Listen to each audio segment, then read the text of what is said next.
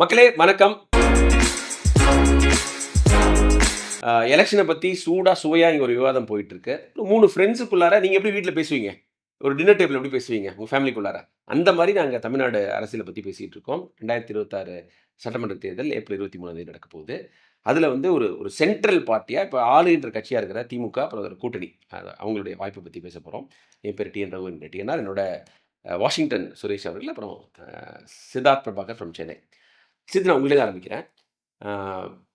நிறைய அட்வான்டேஜஸ், ஆளும் கட்சி, பணம் இருக்குது, அதிகாரம் இருக்குது, பெரிய கூட்டணி இருக்குது, தேவை பத்தாவதுக்கு வெளி மாநிலத்திலேருந்து கேஜ்ரிவால் அவங்க இவங்க தேஜஸ்வி இவங்கெல்லாம் வந்து சப்போர்ட் பண்ணுறாரு. கமல்ஹாசன் போட்டியில் என்ன கூட போய் பாட்டு எழுதுறாரு, பிரச்சாரம் பண்ணுறாரு. அப்புறம் machinery, election machinery of DMK enviable. நீங்கள் வந்து இந்தியா ஃபுல்லாக திரும்பி பார்க்கும். எஸ்ஏஆர் அவ்வளோ ஒர்க் பண்ணியிருக்காங்க, ஒரு ப்ரொஃபஷனல் செட்டப் வச்சுருக்காங்க.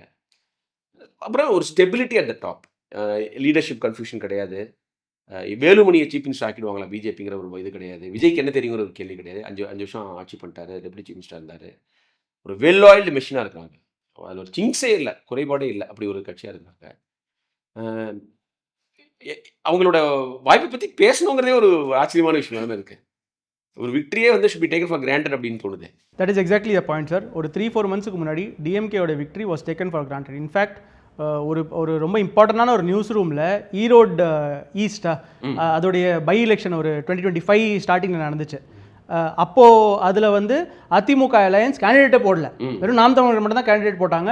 ஸோ அந்த ஒரு நியூஸ் ரூமில் என்ன டிஸ்கஷன் நடக்குதுன்னா 2026 is a bygone for conclusion, DMK தான் ஜெயிக்க போகிறாங்க. அப்படி அந்த ஒரு கருத்து வந்து 2-3 மாதம் வரைக்கும் முன்னாடி வந்து ரொம்ப பரவலாக இருந்துச்சு, அவ்வளோ பரவலாக இருந்துச்சு. ஆனால் கண்டிப்பாக களம் வந்து பயங்கரமாக மாறி இருக்குங்கிற மாதிரி நம்ம பார்க்குறோம். ஸோ இந்த எலெக்ஷனில் டிஎம்கே ஜெயிக்கலைனா தான் மேட்ரு. டிஎம்கே, நான் சொல்கிறது டிஎம்கே மட்டும், டிஎம்கே அலையன்ஸில் டிஎம்கே மட்டும் ஜெயிக்காதது தான் வந்து மேட்ரு. அவங்க வந்து 120க்கு கம்மியாக சீட்டு வாங்கினா பயங்கர டிஸ்கஷனாக நடக்கும். அவங்க 120 வந்தாங்கன்னா அது எதுக்கு வந்திருக்காங்க, நமக்கு நீங்கள் சொன்ன எல்லா ரீசன்ஸ் தான். எலெக்ஷன் மிஷினரி, அவங்க கவர்மெண்ட்டில் இருக்கிறது, அவங்களுக்கு ஒரு அவங்க எலெக்ஷன் மிஷினரி ஒரு கார்ப்பரேட் மாதிரி ஒர்க் பண்ணுறது, அஃப்கோர்ஸ் அவங்களுக்கு ஒரு மீடியா ஈகோசிஸ்டம் கொடுக்குற சப்போர்ட்டு, ப்ளஸ் மீடியாவுக்கு வெளில இருக்கிற மாற்ற ஈகோசிஸ்டம் கொடுக்குற சப்போர்ட்டு, ப்ளஸ் அஃப்கோர்ஸ் அவங்க 23 கட்சிகளோடு சேர்ந்து வச்ச கூட்டணி. ஸோ கண்டிப்பாக இப்படி தான் சார் நான் பார்க்குறேன். திமுக தனியாக மெஜாரிட்டி வாங்கலன்னா நியூஸ்ன்றீங்க, அதுதான் வந்து ஒரு ஹாட் டாப்பிக்காக இருக்கணும். மற்றபடி அவங்க ஜெயிக்கிறது, கூட்டணியோட சேர்ந்து 170 சீட்டு ஜெயிக்கிறதுலாம் ஒரு பெரிய சர்ப்ரைஸே இல்லைன்னு சொல்கிறீங்க. உடைய அக்ரி சார்? ஸோ மோரர்லெஸ் அவர் சொல்கிறத நான் அக்ரி பண்ணிக்கிறேன். அவர் சொன்ன பாயிண்ட் கரெக்டு. 2-3 மாதம் முன்னாடி ஒரு கேக் வாக் எலெக்ஷன் மாதிரி இருந்தது. கொஞ்சம் களத்தில் டெஃபினட்டாக சேஞ்ச் ஆகிருக்கு. டெஃபினட்டாக ஆக்டர் விஜயோட டெஃபினட்டாக அந்த ஒரு தாக்கம் இருக்குது. எடப்பாடியோட campaign, he has worked hard. நான் முதலே சொன்னேன், அவர் ரொம்ப கடுமையாக உழைக்கிறாரு. அந்த உழைப்புக்கு ஏற்ற சீட்டு கிடைக்குமான்றதுல பெரிய டவுட் எனக்கு இருக்குது. ஏன்னா தாவேக்கானால நம்ம மறந்துட்டோம். இவர் ராகுல் காந்தியோ ஸ்டாலினும் சேர்ந்து மேடையில், அதையும் நான் சொல்லிடுறேன், பிஜேபி தோக்க நினைக்கிற எலெக்ஷனில் ஒரு 4 முறை பிரைம் மினிஸ்டர் மோடியும் எடப்பாடி வந்துட்டாங்க. ரோட் ஷோவில் கூட நாகர்கோவில் மக்களுக்கு எடப்பாடி யாருன்னே தெரியுமா தெரியல, அங்கேயும் ஒரு போய் ஏறிட்டார் வண்டியில். அந்த ஒரு கெமிஸ்ட்ரி அதையும் நான் பேசுகிறேன். ஸோ இப்போ வந்து திமுக வந்து ஈஸியாக வின் பண்ணக்கூடிய எலெக்ஷனாக இருந்தது. கொஞ்சம் கலநிலவரம் மாறி இருக்குன்னு நம்ம சொல்லலாம். விஜய் ஒரு நல்ல தாக்கத்தை உருவாக்குறாரு. அந்த 15% நான் சொன்னது ஒரு சிக்னிஃபிகண்ட் பர்சன்டேஜ் ஃபஸ்ட் எலெக்ஷனில் ஒரு புது பார்ட்டிக்கு டெஃபினட்டாக. அதில் திமுக வந்து ரொம்ப காஷியஸாக இருக்காங்கன்னு நான் ஃபீல் பண்ணுறேன். அவங்களுக்கு வந்து என்ன நடக்கும்ன்றத ஃபுல்லாக கணிக்க முடியல. அதனால் எல்லா ப்ரிகாஷன்ஸும் எடுத்திருக்காங்கன்னு தான் நான் பார்க்குறேன். எல்லா பாக்ஸையும் டிக் பண்ணியிருக்காங்கன்னு நான் பார்க்குறேன். சமூக ரீதியாக இருந்தாலும் சரி, எல்லா விஷயத்திலும் அவங்க வந்து ரொம்ப கேர்ஃபுல்லாக, ரொம்ப கேர்ஃபுல்லி ஒரு cost alliance, rainbow cost alliance ஒன்று வச்சாங்க. அதே மாதிரி இப்போ பண்ணியிருக்காங்க. அது அட்லீஸ்ட் எதிராக ஒரு வலிமையான கூட்டணி கட்டமைச்சிட்டாங்க தமாக காங்கிரஸோட. அப்ப நீங்க அமைச்சது கூட ஒரு வேற வழி இல்லைன்னு சொல்லலாம்.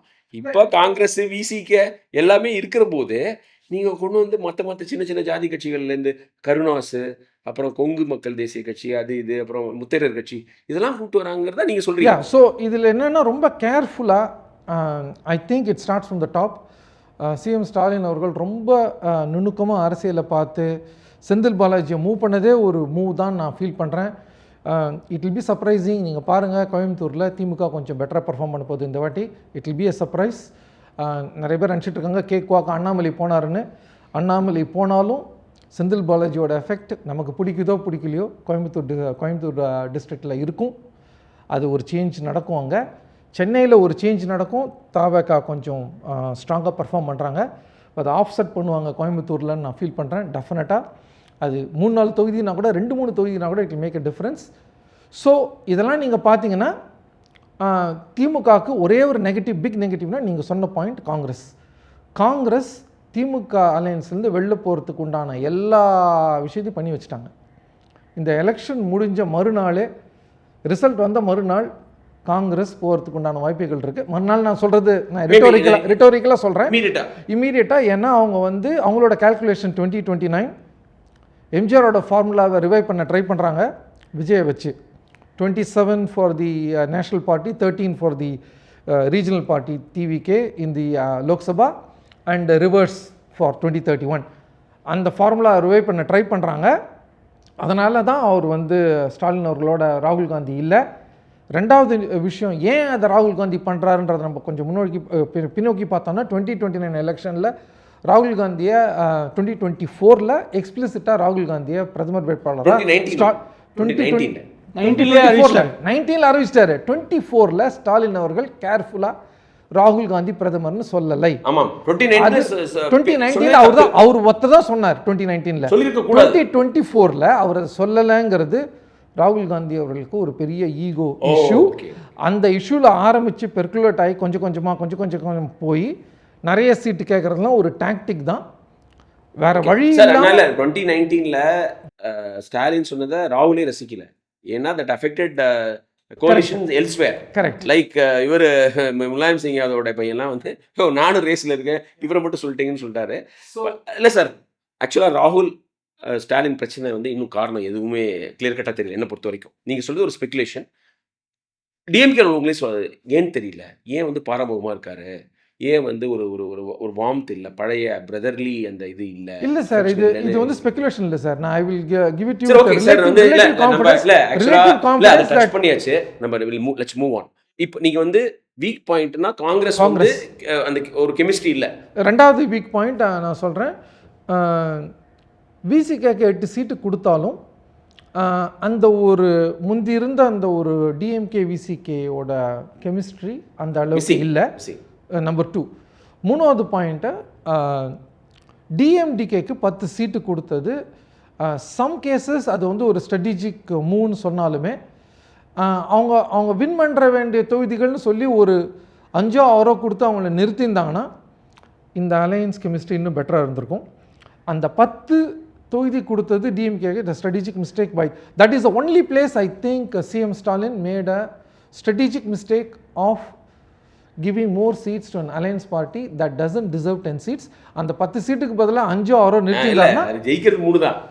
இல்ல அது வந்து ஜெயிக்கிறது 3 தான். பேருக்கு அப்புறம் வந்து இவங்களுக்கு ஐ திங்க் சௌமியா அன்புமணிக்கு எதிரா அது மாதிரிலாம் இல்லை. என்னதான் இருந்தாலும் நான் சொல்றது நம்பர் ஆஃப் சீட்ஸ் தான் நம்ம பார்க்குறோம். அந்த ஒரு ஆப்டிக்ஸில் அந்த நம்பர் ஆஃப் சீட்ஸ் 10ன்றது ஒரு பெரிய தப்பு. இன்னொன்று நான் என்னுடைய வியூவாக சொல்லிடுறேன், இது வந்து எல்லாமே உங்க வியூ தான் சார். இல்லை என்னோட வியூவா நான் எதுக்கு சொல்கிறேன்னா, ராஜ்யசபா சீட்டு எந்த விதமான சிறிய கட்சிகளுக்கு பெரிய கட்சிகள் கொடுக்கக்கூடாதுன்றது என்னோட தாழ்மையான கருத்து. அவங்க ராஜ்யசபாவில் போய் மறுநாளே வேற ஒரு பார்ட்டிக்கு சப்போர்ட் பண்ணுறாங்க பில்லில். நீங்கள் எதுக்கு ஒரு சின்ன கட்சிக்கு ராஜ்யசபா சீட் கொடுக்கணும்? அது கமலஹாசனாக இருக்கட்டும், இல்லை இவர் நம்ம சுதீஷா இருக்கட்டும், ஈவன் நம்ம எடப்பாடியை வந்து அன்புமணி கொடுக்குறதா இருக்கட்டும், கொடுக்கக்கூடாதுன்றதான் என்னுடைய கருத்து. ஏன்னா நெக்ஸ்ட் மினிட் அவங்க போய் சேஞ்ச் பண்ணி வேற போடுறாங்க. தைரியமான கருத்து. இல்லை சார், கமலஹாசன் வந்து வேற மாதிரி ஓட் பண்ண மாட்டாரு. எனக்கு அவருடைய படம் வந்து உதயநிதி தான். இல்லை சார், சார் நான் அலையன்ஸ்க்கு வந்துடுறேன் சார். நான் இப்போ இதுக்கு முன்னாடி 23 கட்சிகளுடைய அலையன்ஸ் தான் வந்து டிஎம்கேக்கு ஒரு ஸ்ட்ராங் பாயிண்ட்டாக இருக்குங்கிற மாதிரி சொன்னேன். ஆனால் இந்த ஸ்ட்ரென்த்து தான் அவங்களுடைய வீக்னஸாகவும் மாறலாம் சார். இது வந்து நான் சொல்கிறது கான்ட்ரடிக்டரியாக இருக்கலாம், ஆனால் இதுதான் உண்மைன்னு உங்களுக்கும் தெரியும். ஏன்னாக்க நிறைய இந்த சார் சொன்ன மாதிரி டிஎம்கே விசிகேயோடைய அந்த கெமிஸ்ட்ரி வந்து கிரவுண்ட் லெவலில் டைலூட் ஆகுதுங்கிற மாதிரி நம்ம நிறையா கேள்விப்படுறோம். இன்ஃபேக்ட் எதனால டைலூட் ஆகுதுன்னா, சில இடத்துல வந்து விசிகா கார்டர் வந்து டிஎம்கேக்கு இல்லை டிஎம்கே வேறு அலையன்ஸ்க்கு ஒர்க் பண்ணணுங்கிற மாதிரி யோசிக்கிறாங்க. சில இடத்துல வந்து டிஎம்கே கார்டர் வந்து எதுக்கு நம்ம விசிகேக்கு ஒர்க் பண்ணோம், இது நம்ம கண்டெஸ்ட் பண்ணியிருந்தா வின் பண்ணியிருக்கலாமேங்கிற மாதிரி ஒரு யோசனையில் இருக்காங்க. ப்ளஸ் இந்த திமுக கட்சி இப்போ 5 வருஷம் ஆட்சியில் இருந்தபோது அலையன்ஸ் பார்ட்னர்ஸை நல்லா ட்ரீட் பண்ணலங்கிற மாதிரி அலையன்ஸ் பார்ட்னர்ஸ் ஃபீல் பண்ணியிருக்காங்க. அதனால தான் அவங்க பார்கெனிங்கில் வந்து ரொம்ப ஸ்ட்ராங்காக இருந்திருக்காங்க. ஸோ இது வந்து இந்த எலெக்ஷனில் கிரவுண்ட் லெவல் கெமிஸ்ட்ரியில் எஃபெக்ட் ஆகுது. செகண்ட் ஒரே ஒரு விஷயம், திமுகவுடைய அலையன்ஸ் பார்ட்னர்ஸ் வந்து எந்த சீட்ஸில் வீக்காக இருக்காங்கன்னா ரெட்டலைக்கு அகேன்ஸ்டாக இருக்கிற சீட்ஸில் வீக்காக இருக்காங்க. அந்த சீட்டு தான் வந்து அவங்களுக்கு ஒரு கடினமான போட்டியாக இருக்கிற பொழுது அந்த மாதிரியான சில சீட்ஸ் இருக்குது, கண்டிப்பாக இருக்குது. ஸோ ப்ளஸ் இப்போது விசிகே வர்சஸ் பிஎம்கேங்கிற மாதிரி சீட்டு வரும்போது டிஎம்கே லோக்கல் லெவல் ஃபங்க்ஷனரிஸ் வந்து எப்படி அவங்களுக்காக ஒர்க் பண்ணுறாங்க, இல்லை டிஎம்டிகே வந்து தாமரை நிற்கிறாங்கன்னா எனக்கு தெரில. பட் இந்த மாதிரி ஒரு கான்டெஸ்ட் வரும்போது அலையன்ஸ் பார்ட்னர்ஸோடைய விக்ட்ரி வந்து it hinges on DMK ground லெவலோடைய ஒர்க். கரெக்ட். ஆனால் நீங்கள் வந்து இப்போது அந்த VCK DMK lack of chemistry சொன்னீங்க.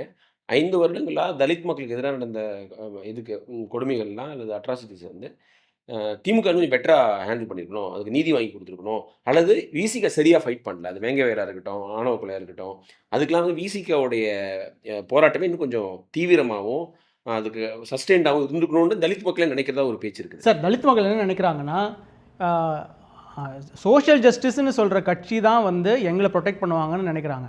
அவங்க வந்து இந்த மாதிரி இப்படியும் இல்லாமல் அப்படியும் இல்லாமல் பேசுகிறாங்கன்னா நாங்கள் அதிமுகவே ஓட்டு போட்டு ஆமாம். ஆமாம், அது இப்போ அவங்க கௌசல்யா சொன்னாங்க அந்த இதில் ஆணவ கொலையில் அவங்க கணவர் எழுந்தாங்களே சங்கர், அவங்க சொன்னாங்க நான் ஒரு ஆர்டிக்கிளே இருந்தேன், நான் ஏடிஎம் கிட்ட கேட்க முடியாது, அவனுக்கு தெரியவே தெரியாது, காஸ்ட்னா என்னன்னு தெரியாது, அட்ராசிட்டினா என்னன்னு கேட்பான், அதில் கண்டுக்காமல் இருக்கணும், நான் கேட்க முடியாது. நான் சோஷியல் ஜஸ்டிஸ் பெரியார் அண்ணான்னு பேசுகிற கட்சிக்கு தான் கேட்க முடியும். ஆனால் திமுகவோட response has been very poor அப்படின்னு அவங்க சொன்னாங்க. அவங்கள ட்ரோல் பண்ணி நீ வந்து அந்த சங்கி இந்த சங்கின்னு இவங்க பேச ஆரம்பிச்சிட்டாங்க.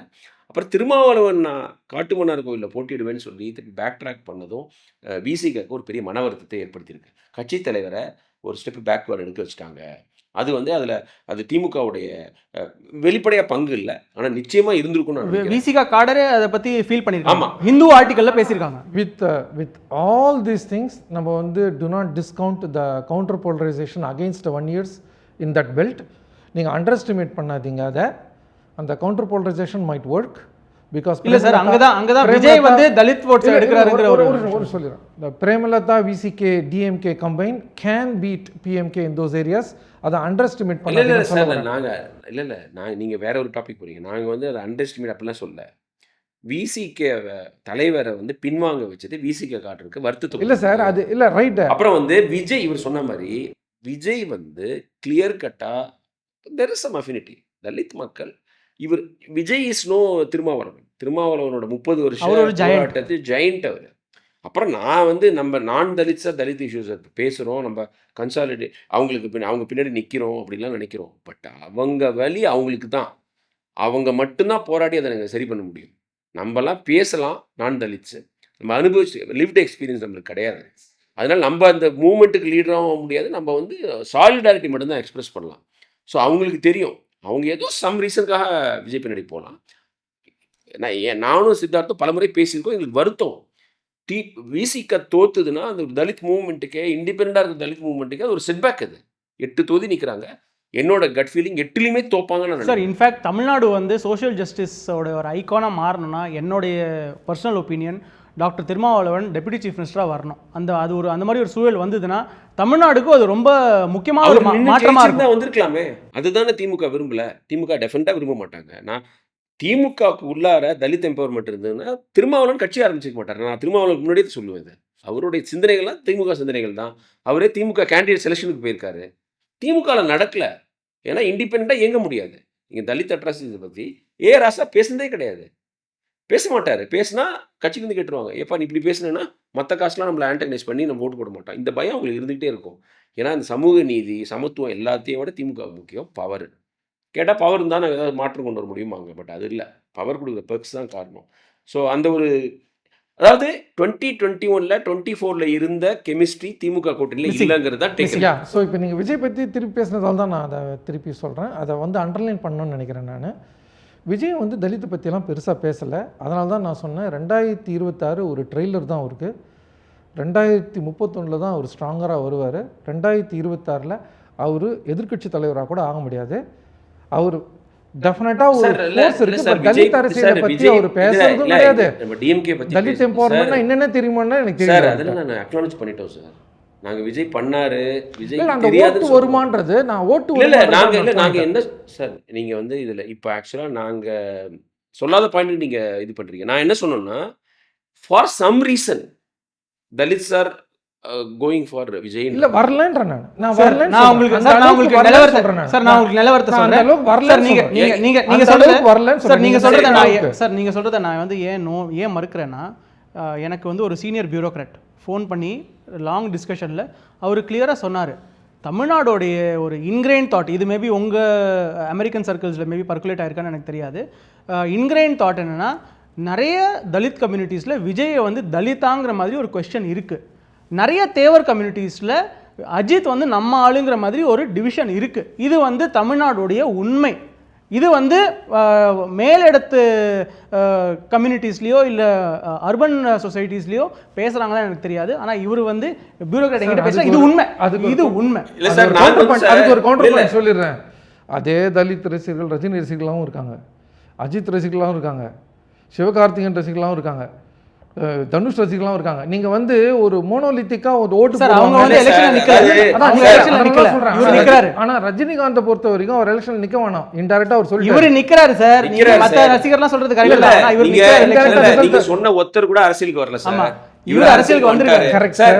இப்போ நம்மளுக்கு வந்து எந்த ஸ்டாட் எலெக்ஷன் முடிஞ்சதுக்கு அப்புறம் கூட ஸ்டாட் கிடையாது சார். அண்ட் இந்த ரீசன் தலித் எப்படி ஓட்டு போட்டாங்கன்னா நீங்க சொல்ல முடியாது.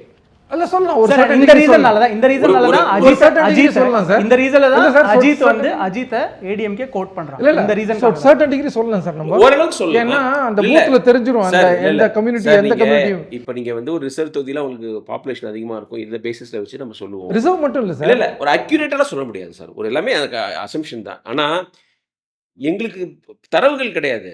நாங்க வந்து அப்சர்வ் பண்றது, படிக்கிறது, அவர் போட்டிருக்கிற மாவட்ட செயலாளரை வச்சு தான் சொல்றமே தவிர, நீங்க சொல்றதுக்கு முன்னாடியே நான் சொல்லிட்டேன். நான் அந்த போட்டோ வச்சது எல்லாமே பூமர்த்தனம்னு சொல்றேன். அந்த கொள்கை தலைவரும் வச்சிருக்காருல்ல, பெரியார கொள்கை தலைவராக வச்சுட்டு, அம்பேத்கர் கொள்கை தலைவராக வச்சுட்டு, கவின் செல்வ கணேஷோட ஆனர் கில்லிங்க நீங்க போய் கண்டிக்கவே இல்லை, பார்க்கல, அறிக்கை விடல. அவரு ஏதோ பண்ணிட்டாரு, அதனால தலித்து வரான்னு யாருமே சொல்லல சார். நீங்க அப்படி சொல்றது தான் அங்க இருக்கிறத சொல்றோம். நாங்க என்ன சொல்றோம், for some reason there is ஒரு நேச்சுரல் லவ் ஃபார் விஜய். அது நீங்க இல்லைன்னு இப்போ நீங்க எப்படி சொல்றீங்க நீங்க கேட்கலாம். என்ன நான் என்ன சொல்றேன்னா, நான் என்ன சொல்றேன்னா, வரும்போது பவர் ஆஃப் தி அன்ரெப்ரசன்டட், திமுக அதிமுகல கிடைக்காத பவர், அதிகாரம் எங்களுக்கு விசிகால கிடைக்கும் நம்புறதுக்கான ப்ரூஃப் இருக்கு. நம்ம 35 மாவட்ட செயலாளர் இருக்கான். நீங்க அதுக்கு என்ன பதில் சொல்லுவீங்க சார்? நீங்க you are articulating that message better than TVK. That's what I can say. I will rest my case here. இல்ல sir, I will rest my case here. This is where I disagree with you both. Sir, I rest my case because you are articulating. You are தெரியாம கூட பண்ணிருக்கலாம். So இது வந்து யாரும் பேசுறது இல்ல sir. நீங்க வந்து இல்ல பேசுறதே விஜய் விரும்ப மாட்டாரா நினைக்கிறேன். நான் என்ன சொல்றேன், சீமான் பேசுறாரு, ஓட்டு போட மாட்டாங்க சார். சீமான் பேசுறாரு, ஓகே, சீமான் பேசுறாரு. சீமான் அரகுற சார். இல்ல அரகுற இருக்கட்டும், ஆனா அது பேசுறாரு, அதுக்கு கவுண்டர் பாயிண்ட் கூட இவங்க கொடுக்க மாட்டேங்கிறாரு. அப்ப எப்படி சார் அது அந்த ஒரு விஜய் வந்து விஜய் கொடுக்கணும் சார். விஜய் கொடுக்கணும், நானே சம்பத் கூட கொடுக்க மாட்டேங்கிறாரு. எனக்கு ஒருத்தர் சொன்னாரு, இந்த கவின் விஷயம் போது டிவி டிபேட்ஸ்ல கதற போய் இதுமாரி படிச்ச பையன் லவ் பண்றான், வெட்டி பட்ட பகல வெட்டி கொலை பண்றாங்க. இந்த மாதிரி படிச்ச இளைஞர்கள் தானே விஜயோடைய ரசிகர்களே. இதை பத்தி பேசல கதறிக்கிட்டு இருக்கோம் போய். அதில் ஒருத்தர் சொன்னா, ஏற்கனவே விஜய்க்கு வந்து தலித் கட்சினே ஒரு பேர் வந்துருச்சு, because of the number of இவங்க மாவட்ட செயலாளர்கள். இப்போ போய் பார்த்தானா அங்கே இருக்கிற மற்ற ஜாதிக்காரெல்லாம் கேங்கப் பண்ணி காலி பண்ணுவாங்க. திமுகக்கு என்ன பயமோ அதே பயத்தை ஜான் ஆரோக்கியசாமி விஜய்க்கு சொல்லியிருக்காரு. இதெல்லாம் வாயை புத்திட்டு இருக்கிறது தான் நம்ம electorally benefit. Sir, Bhavani Sagar SC reserved கான்ஸ்டிடுவன்சியோட கேண்டிடேட் வந்து கவின் செல்வ கணேஷோட பெரியமாங்கிற மாதிரி அவங்க பேசியிருக்காங்க. அவங்க கசின், அவங்க அம்மாவோட கசின் சொல்லி, அதனால ஒரு கவினை பத்தி பேசிட்டாருன்னு சொல்ல முடியும். அது அவர் பேசலங்கிறது. End of the day Vijay votes are still speculative. We will know the result. சார், நீங்க முதல் வேலைக்கு போற சார், சார் மே 4th அன்னைக்கு நம்ம ஒரு வீடியோ ரெக்கார்ட் பண்றோம். நீங்க சொன்னது எல்லாமே நாங்க வந்து அப்படியே வந்து நான் என்ன சொன்னேன் அவர்கிட்ட, எந்த தப்பாச்சுன்னா I more than happy to Same for us, sir. எனக்கு ஈகோவே சார் கிடையாது நீங்க Same for us, sir. இந்த டிஸ்க்ளைமர்லாம் நீங்க சொல்றீங்க, நான் ட்விட்டர்ல போட்டிருக்கேன். நானும் போட்டிருக்கேன். திமுக வந்து ஆட்சியை பிடிக்கும், விஜய்க்கு ரெஸ்பெக்டபிள் ஓட்டு நான் அப்படி போடல. இல்ல. விஜய் வந்து அரசியல்ல கண்டினியூ பண்றதுக்கான என்கரேஜ்மெண்ட் இந்த மக்கள் கொடுப்பாங்க. ஏடிஎம்கே காலி ஆகும், எதிர்காலமே கேள்விக்குறி ஆகும் போட்டேன். என்ன இல்ல இன்னும் கொலை sir, cut feeling sir. Survey எடுக்கல, என் வீட்டு லிவிங் ரூம்ல இருந்து பண்றேன். அதுதான் சார் சொல்லாம இருந்தது. அதுதான் அதான் சொல்றேன் நான் வந்து நீங்க கவலைப்படாதீங்கன்ற, தப்பா போனா கவலைப்படாதீங்க. if I'm wrong I'm more than happy to come and say that I was wrong, so that's not an issue here. No, of That is course. not an We issue all here. are, What we I'm all trying are, to we say நம்ம is என்ன 10 ரூபா What I'm Senthil trying to say பாலாஜியா? is based on- இது 10 ரூபா செந்தில் பாலாஜி பெரிய இல்ல இல்ல kingmaker sir, சுத்திட்டு there are இருக்காரு certain sir. people who try to just hide what they said and then say oh நான் அதுவே சொல்லவே இல்லை, அவங்க சொன்ன சார், கரெக்ட் நம்ம எதுக்கு சார் வைக்க போறோம்? I meant it in a more jocular manner. So நான் வந்து எனக்கு கவலையே கிடையாது. ஆனால் நான் வந்து அரசியலில் நான் வந்து நிறைய எலெக்ஷன் பார்த்துருக்கேன், நிறைய ஹைப் இருக்கும், ரியாலிட்டி வேறு மாதிரி போகும். நான் அதில் வந்து அந்த ஒரு எக்ஸ்பீரியன்ஸில் நான் சார் சொல்கிறேன். அங்கே தான் ஒரு ஸ்ட்ராட்டஜிஸ்ட் சொன்ன ஒரு விஷயத்தை நான் சொல்கிறேன். சார்கிட்டே சொல்லியிருக்கேன் நான் முன்னாடி. இந்த எலெக்ஷன் யாருமே பார்க்காத ஒரு எலெக்ஷனாக இருக்கும். யாருமே பார்க்காத இதுக்கப்புறம் வர எல்லா எலெக்ஷனுக்கும் அந்த ஒரு பர்டிகுலர் ஒரு விதத்தில் நம்ம பார்ப்போம்ல, இந்த தொகுதியில் இவங்களுக்கு ஓட்டு, இந்த ஏரியாவில் இவங்களுக்கு ஓட்டு, இவங்க ஜெயிப்பாங்க அப்படிங்கிறது, அது ஃபுல்லாக ஆட்டத்தை கலைச்சிட்டு பரோட்டா முதல்ல சாப்பிடுவேங்கிற மாதிரி இதை தான் சார் நான் ட்விட்டர்லேயே போட்டேன். புது பேஸ்லைன் சொல்கிறேன், புது பேஸ்லைன் நான் ட்விட்டர்லேயே இல்ல, போட்டேன். அதுல இதுக்கு முழுமுதல் காரணம் இந்த எலெக்ஷன் ஸ்ட்ராட்டஜி இடிஎம் மாத்தின பெருமையோ அல்லது பெருமை இல்லையோ அது வந்து விஜய்க்கு தான். இது கன்வென்ஷனல் பாலிடிக்ஸ் பண்ண வேணாம், எம்ஜிஆர் மாதிரி பண்ணியா, மக்களை பார்த்தியா, மீட்டிங் போட்டியா, கொள்கை சொன்னியா, நீ வந்து பிஜேபி எதிர்த்தியா, இப்படி எதிர்த்தியா, அப்படி எதிர்த்தியா, எப்படியுமே கேட்காம எப்படி வேணா அரசியல் பண்ணலாங்கிறத வந்து அந்த இடிஎம் மாத்திருப்பாரு. இந்த எலெக்ஷன்ல மாத்திருக்காரு. இந்த எலெக்ஷன் 2029 இதை வந்து நம்ம ஃபியூச்சரிஸ்டிக்காக ஒரு நிமிஷம் சொல்லிடுறேன். அவர் டெஃபினட்டாக 2031 வருவார்னு தான் நான் நினைக்கிறேன், திருப்பி அசம்பிளி எலெக்ஷனில். பட் 2029 அவரோட calculation is going to be the most important thing after May 4th, because May 4th அவருக்கே தெரியும் அவர் சிஎம் ஆக போகிறது இல்லைன்னு. But 2029 is going to be the important election. சரி, ஃபைனல் கொஸ்டின், திமுகவுக்கு தனி மெஜாரிட்டி கிடைக்குமா? Yes or no? Most likely sir. முன்னாடியே நான் அலையன்ஸுக்கு ஹங் அசம்பிளி இருக்குங்கிற மாதிரி சொல்கிறேன். பட் அவங்களுக்கு மெஜாரிட்டி கிடைக்கலனாங்கிறது தான் நியூஸ். கிடைச்சா நியூஸ் இல்லை. எக்ஸலண்ட். நான் வந்து அவங்களுக்கு கிடைச்சிரும் அப்படின்னு நினைக்கிறேன். கம்ஃபர்டபுளாக இருக்காது, but still they will be able to scrape through அப்படிங்கிறது. மக்களே, தட்ஸ் இட். திமுகவை பற்றி பேசல நீங்கள் நினச்சிருப்பீங்க, அதை பற்றியும் பேசியாச்சு. ஸோ எல்லா மேஜர் பார்ட்னர்ஸை பற்றியும் வந்து ஒரு சூடான, ஒரு சுவையான, சில சமயத்தில் ரொம்ப ஆக்ரோஷமான டிஸ்கஷன் பார்த்துருப்பீங்க. தொடர்ந்து பாருங்கள். நாங்கள் இந்த எலெக்ஷன் ரிசல்ட் வரைக்கும் இந்த மும்மூர்த்திகள் ஒன்றா இருக்கிறதா, எங்கள் கூட்டணி வந்து உடையாத கூட்டணி, ஓகேவா? நாங்கள் வந்து உங்களோட பேசலாம், எங்களுக்குள்ளார பேசி உங்களோடையும் இன்ட்ராக்ட் பண்ணலாம்னு நினைக்கிறோம். நன்றி. தேங்க்ஸ் ஃபார் வாட்சிங். தேங்க்யூ. தேங்க்யூ.